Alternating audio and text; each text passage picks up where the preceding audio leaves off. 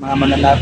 So for today's vlog, kung nagbo-boarding house kayo, makaka-relate kayo nito.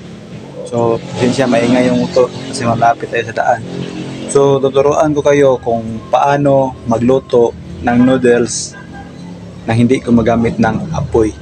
So, makaka-relate ito yung mga nagbo-boarding house kasi siyempre from work, so wala nang tayo maghanapan ng kahoy.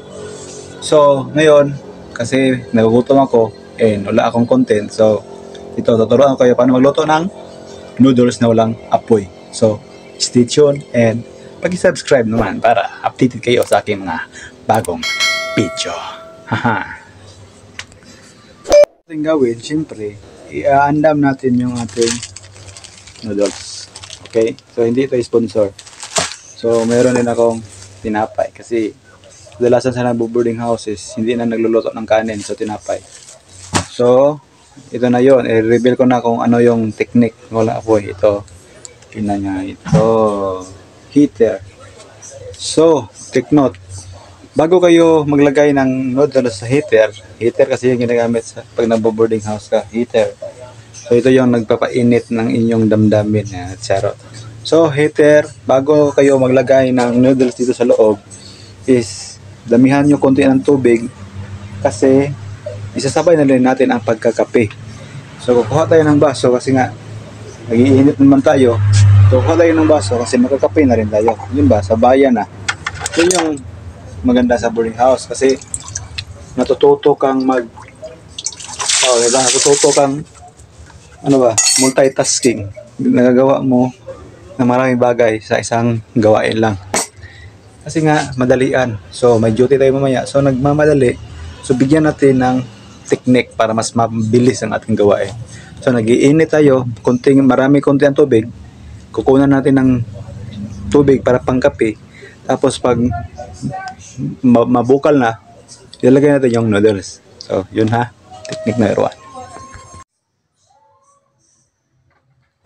So yun nga, bago natin ilagay yung noodles is kukuha tayo ng mainit na tubig kasi sabayan natin ng kape. So habang hinihintay natin na maluto yung noodles natin kasi marami tubig itong nilagay ko is magkakape tayo. Yun kasi ang nag-ideya pag nagbo-boarding house ka guys.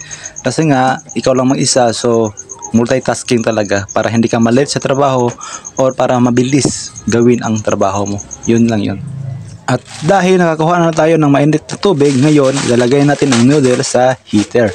So kung bakit kayo natataka kung bakit heater, kasi nga nagbo-board tayo at kadalasan sa boarding house is walang abuhan. So hindi tayo makapagluto gamit ang apoy or uling. So kadalasan sa ulam basta nagbo-boarding house ka, noodles, tinapa, itlog, yung ganon, yung mga madaling maluto at pwede isabay sa kanin. So ngayon, trip ko ang noodles. So dito ko niluluto sa heater. Kung nagbo-boarding house ka, makaka-relate ka nito. Kung hindi naman, ito, ipapakita ko sa inyo ang buhay pag nagbo-boarding house.